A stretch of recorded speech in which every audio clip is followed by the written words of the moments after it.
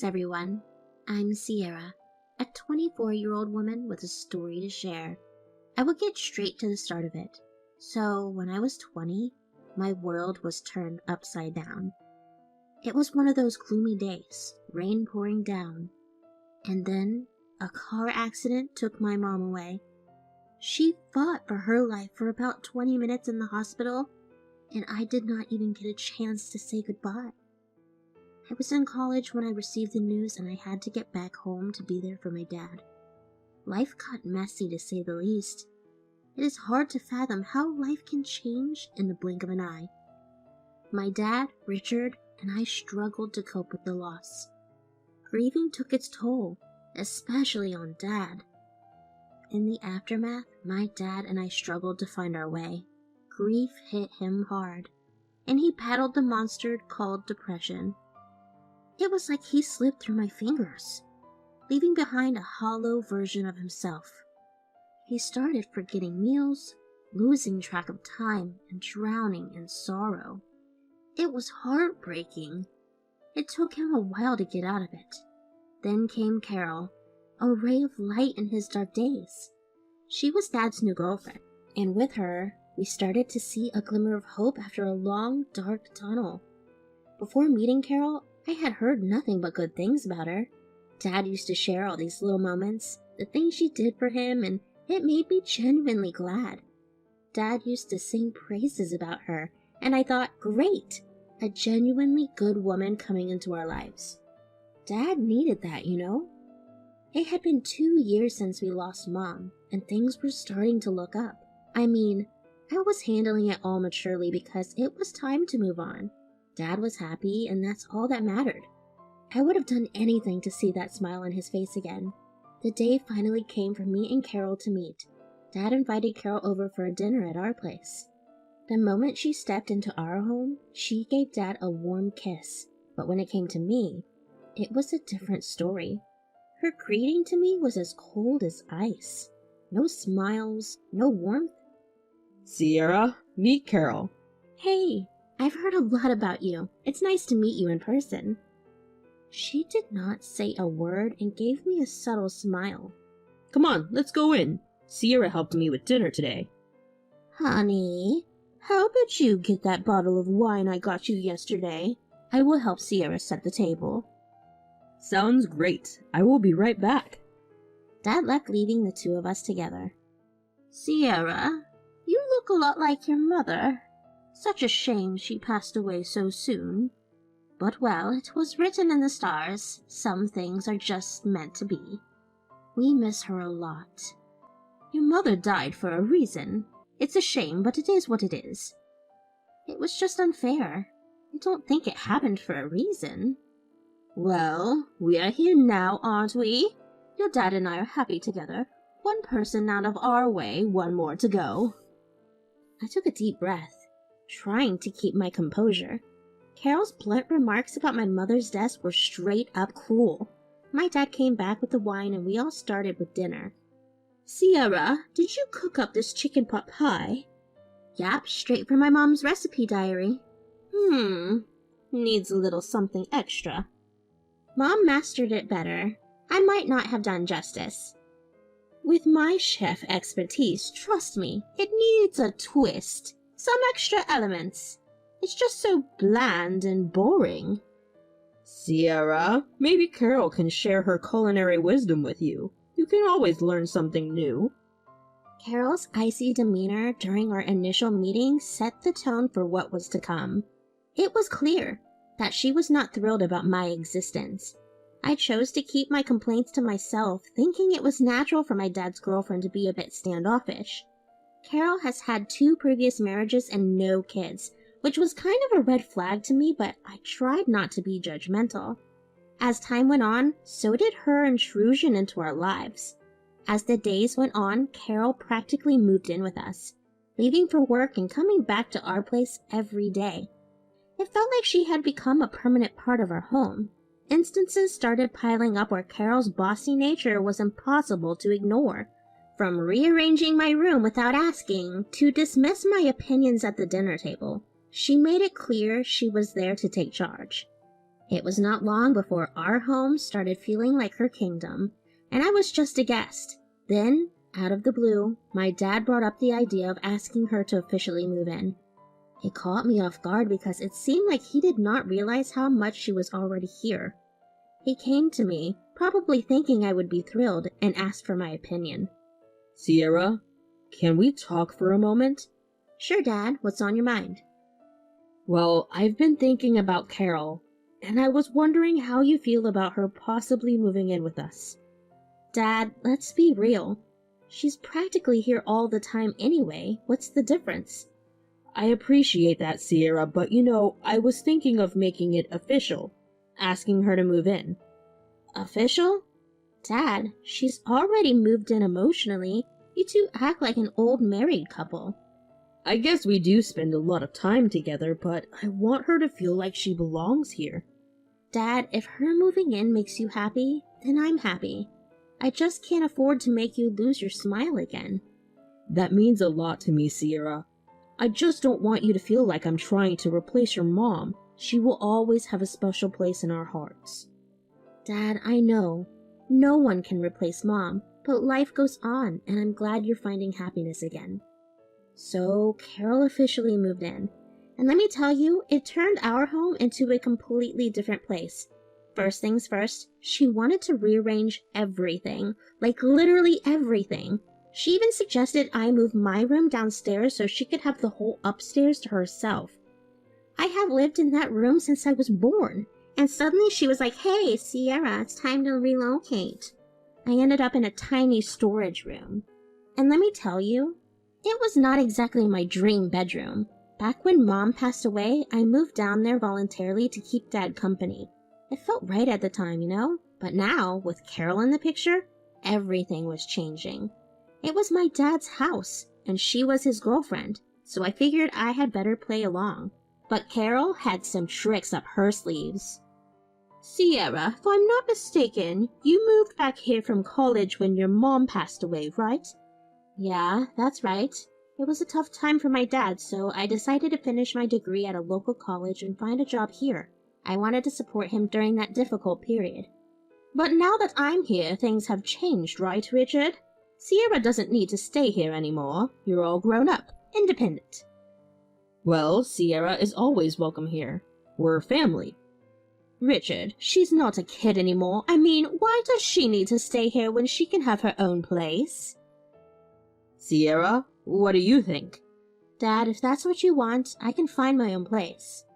Let's not rush into decisions. Sierra can stay here as long as she needs to. But Richard, she's been in that tiny storage room downstairs. I don't think she likes it. It's okay, Dad. If it makes everyone more comfortable, I can look for a place. See, Richard, it's for the best. Sierra, you're young. You should enjoy life, not be stuck in this house. I'll figure things out. I couldn't believe it. Carol wanted me out of the house. Moving in was one thing, but wanting me out? Maybe she was right. My dad needed some alone time with her, and truth be told, I needed to live my life too. There were better opportunities for me out there, so I decided to figure things out. The day after our conversation about me moving out, Carol barged into my room when my dad wasn't home. She handed me a 5-page long list of chores she expected me to do every day after coming back from my shift. It felt like she was trying to make me stay in that house unbearable. I was asked to follow her rules, and if I complained, she would tell my dad I talked back to her and disrespected her. The tension escalated, and after 2 months of endless chores and being Carol's personal assistant, I found a new place about an hour and a half away from my dad's. Part of me was worried about leaving my dad alone with Carol. I did not trust her. There was always something off about her. A vibe that just screamed trouble. But in the end, my dad was a grown man, capable of taking care of himself. So I made the move, hoping for a fresh start and a chance to live my life on my terms. The new place was a breath of fresh air. It wasn't just about escaping Carol's control, it was about finding my own path. The commute was worth the peace of mind. I stayed in touch with my dad, but there was always that lingering worry about how things were unfolding at home. Yet I had to believe he knew what he was doing. One day, Carol dropped by my apartment unexpectedly. "Hey, I didn't expect to see you here, Carol." "Well, I came by to drop off some of the stuff you left behind at the house." "I don't remember forgetting anything behind. These items belong to your mom. Figured they'd be better off with you. Richard and I are trying to create our own space, free of reminders." "Dad might still want some of these things, like this photo of Mom and me. He always kept it in his wallet. How did you even manage to get this?" "Let me be straight, Sierra. Your dad may care a bit, but I'm not here to play sentimental games. We want our own space. You might be part of his life now, but things are pretty serious between us. Why would he want a useless daughter working in a crappy job that he had from his dead wife? No one would want a reminder like that. So it's better you stay away.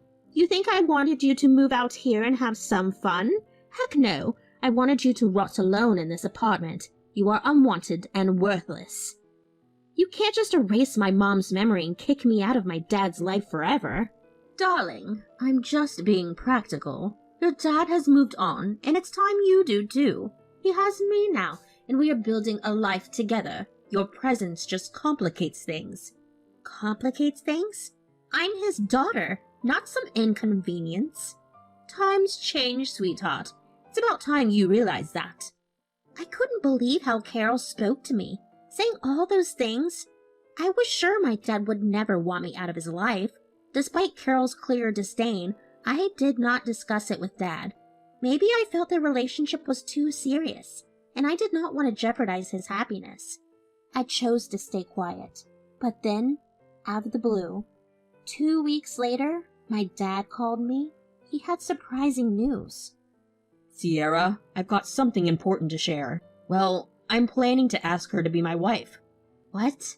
Dad, are you serious?" "Absolutely. We've been getting closer, and it feels like the right next step for us." "Dad, I didn't see this coming. I mean, I knew things were getting serious. But marriage?"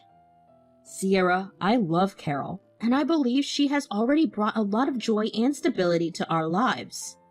"Dad, it's just, things have been complicated between Carol and me.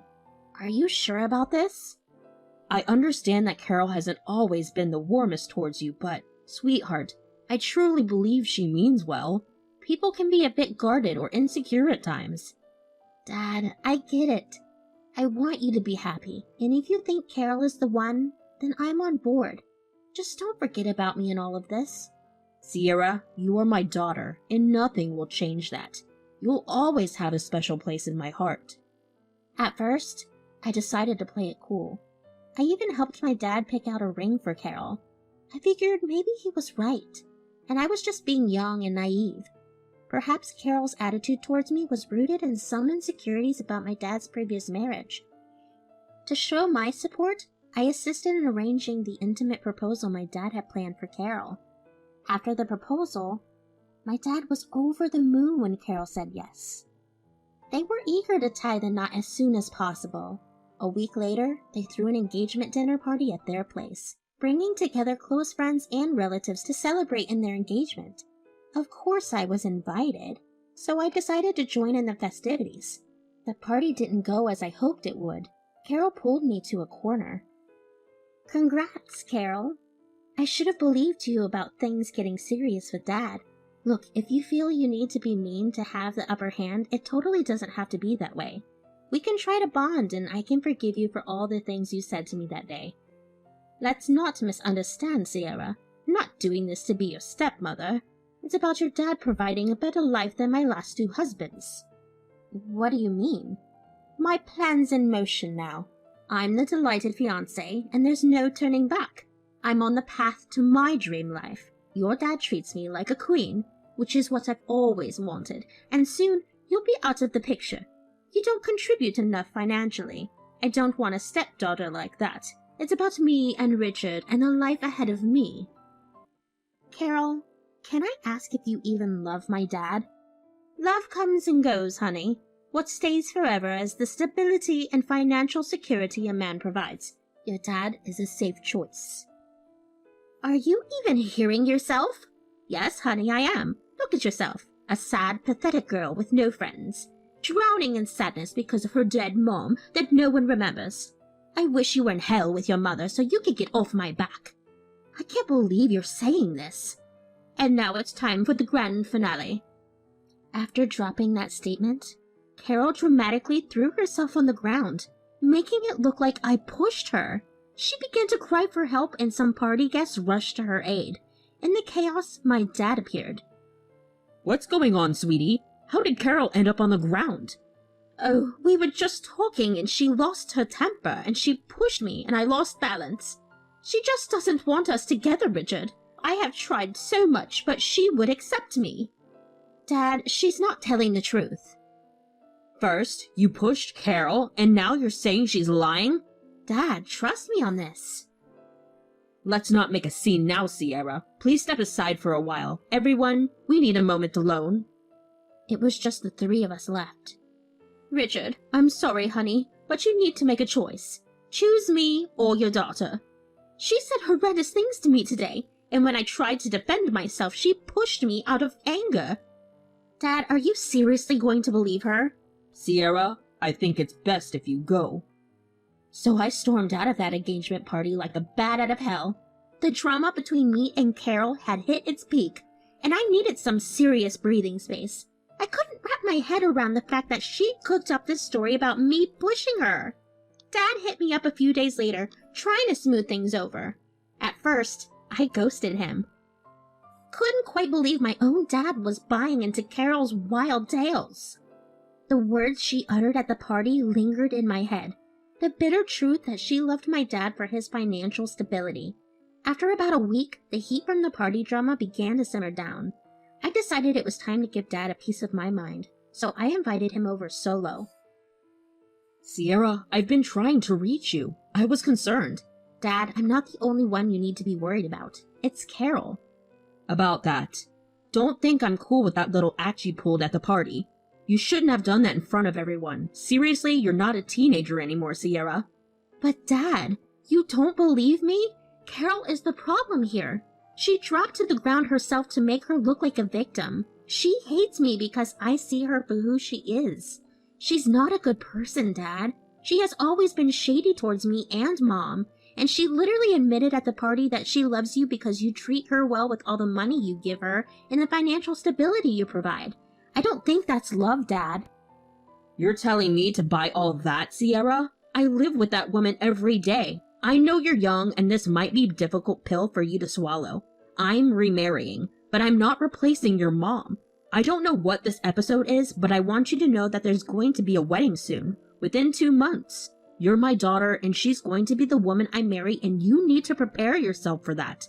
I want you there, but for that, you need to apologize to Carol. She is already very upset with you." "Dad, I can't ignore what I see. I need time. I can't just pretend everything is normal." I was furious after that talk with Dad. How could he not believe me? It felt like betrayal. He even wanted me to apologize to her for something I didn't do? That's when I made up my mind. No wedding for me. I went off the grid for 2 months, avoiding everything that reminded me of the upcoming ceremony I wasn't even invited to. Then, 2 days before the wedding, it hit me hard. I missed Dad terribly. Despite my anger, I couldn't let him make such a significant mistake with Carol, so I decided to visit their place, ensuring Dad wasn't home. I had a plan, a little trick up my sleeve. I sneaked into the house, making sure my phone's voice recorder was on. Carol was there, unsuspecting. I needed evidence of her true intentions. "Hey, what are you doing here? You're not welcome in this house anymore." "Well, I came to have a little chat with you." "It better be an apology, young woman." "Apology? I think I should be the one on the receiving end of the apology. After you said I should be in hell with my mother, or the time you called me sad and pathetic. You're doing nothing but trapping my dad into this marriage." "I meant whatever I... Wait, what's that on your phone? Are you recording me?" Carol snatched the phone from my hand and hit pause on the recording. "Leave my phone alone!" "Ha ha ha ha! You think you can get me that easily? Take your silly phone and get out of this house before I make your dad hate you even more. You know what? Here's your invitation. I think it would be more fun to watch you squirm while your dad and I are exchanging wedding vows. So there I was, feeling like I messed everything up, crying my eyes out, questioning how everything got so messed up, blaming myself a ton. I really wanted to show everyone what a piece of work Carol was. But I guess I was just not cut out for this stuff. Surrendering to my own loser status, I reluctantly decided to show up at the wedding. There was this tiny shred of hope that things might turn out okay. On the big day, I joined Dad as he got all spruced up. The wedding was low-key, with only a few folks invited. My dad was kind of glad I changed my mind. With a glimmer of hope still hanging on, I approached him. I played that recording where Carol almost admitted to what she had said, but Dad just told me to drop it. Feeling pretty defeated about going along with it, I shuffled back into my seat as the wedding kicked off. Dad stood under the wedding altar, and Carol made her grand entrance down the aisle. The ceremony kicked off, and just about 2 minutes into the wedding officiant saying his stuff, my dad surprisingly brought everything to a halt. Everyone was puzzled, wondering what was going on. I couldn't believe it. I'm sorry, but I can't go through with this. Something just doesn't feel right. Sierra, what you showed me back there, I believe it. Thank God, Dad. What do you mean, honey? You're willing to believe a recording over the woman you're about to marry? Sierra, you're just a troublemaker. I'm sorry, I can't get married to you. It's over. What? Are you seriously going to abandon me in front of all these people? This is not fair. You are making a big mistake. Screw it if I am. I was wrong before. I choose my daughter over you. This is ridiculous. Sierra, you ruined this for me. Are you happy now? I can't believe the two of you. And for the record, I meant when I said you go to hell, you piece of trash. So after my dad bailed on the whole wedding thing, chaos erupted. People had different reactions. Some laughed, others looked totally shocked. Dad's buddies, being the supportive bunch they are, cheered him on. Carol, on the other hand, threw a fit and made a big scene before finally storming off with her guests. After the dust settled, only a small group remained, about 30 of us, including family and friends. We figured, why let good food go to waste?